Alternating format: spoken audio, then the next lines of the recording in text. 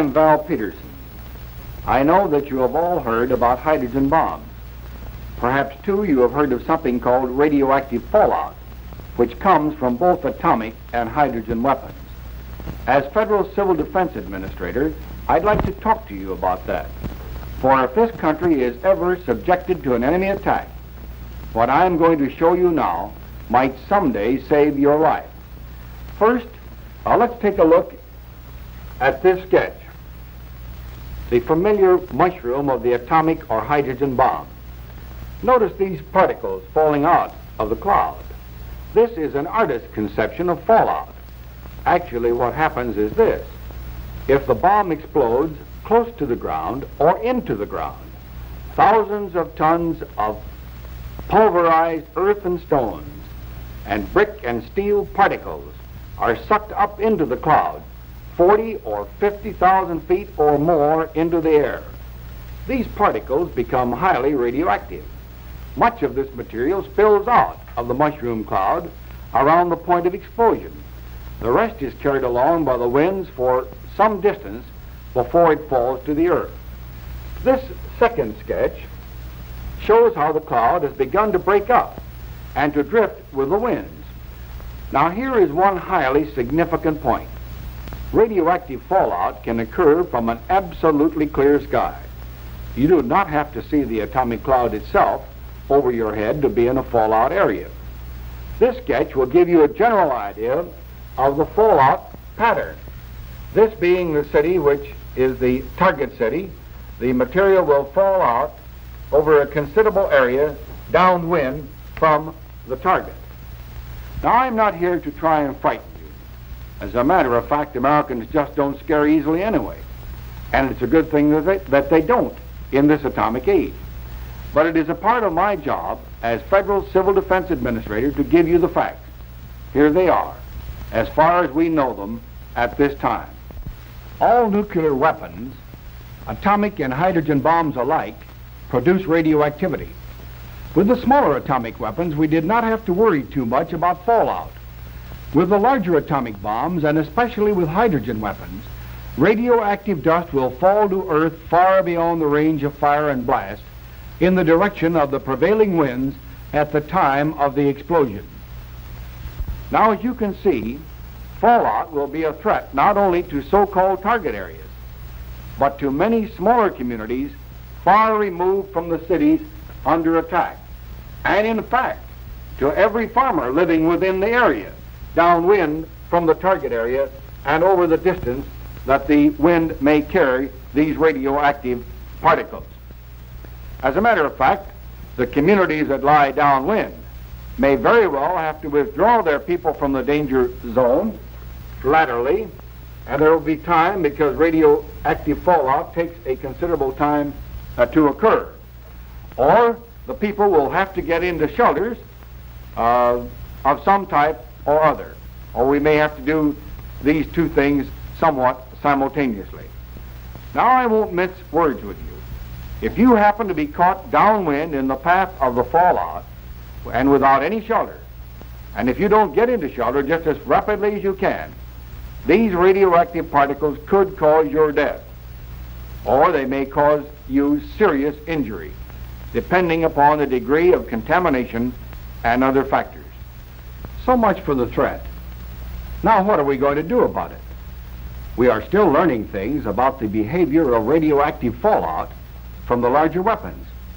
But for the present, we do know enough about the size and power of modern weapons and the radioactive waste they produce to begin planning how we can best protect ourselves.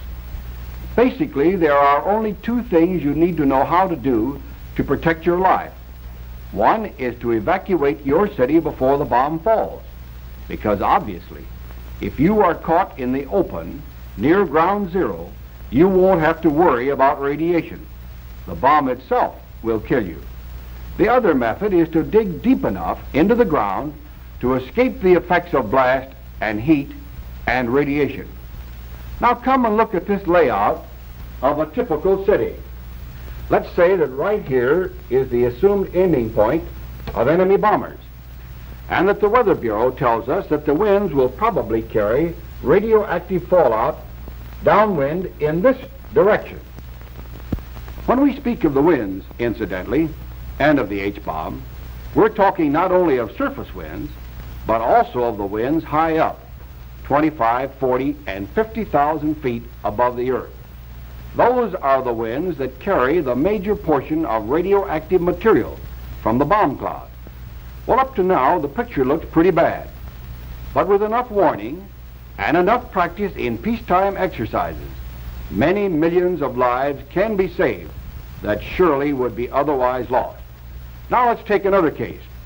Suppose you live in a small town, squarely in the path of the radioactive fallout. The further away from that bomb you are, downwind, the more time you will have to get out. Radiological monitors will have set up warning systems, and evacuation from the towns in the probable fallout zone will be carried out on a lateral basis. Suppose now that you get little or no warning, or that your own evacuation route lies downwind. Almost any kind of shelter can reduce the danger of radiation. An ordinary frame house like this, outside the area of blast and fire, will provide some protection. A basement shelter will provide even more, while a simple underground shelter with 3 feet of earth covering will give you virtually complete protection from lethal radiation. One thing we want to remember about shelter, however, is that once in it, you may not be able to go outdoors for several days except for short periods. Radiation, contrary to some scare stories you may have heard, doesn't contaminate the countryside forever. Its lethal strength dies very rapidly, sometimes in a few hours, but it might be a couple of days or even longer before it would be safe to leave your shelter altogether. For some time we have urged that every family that possibly can build a basement shelter or an outdoor shelter if they live in the so-called fringe areas of our major cities.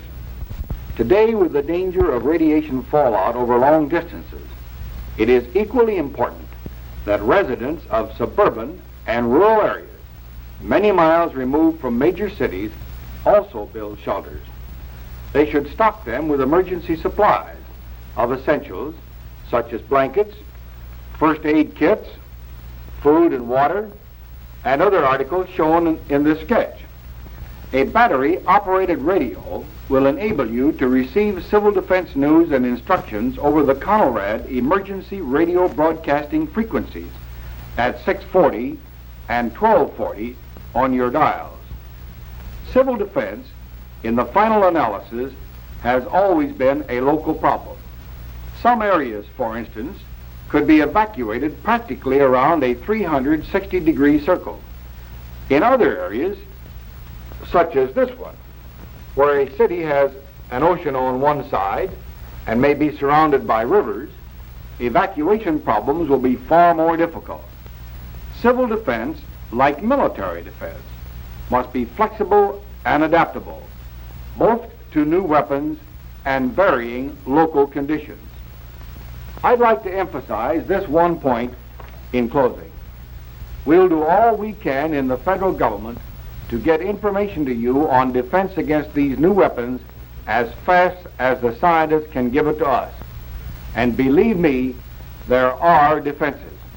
We'll help you all we can, but the responsibility is first of all yours to work out in conjunction with your local civil defense director. Cooperate with him by participating in evacuation and shelter tests, by taking first aid and other civil defense training. Help that civil defense director of yours all you can. He has a big job, a job that could save your life, the lives of your family, your neighbors, the life of our nation. Thank you.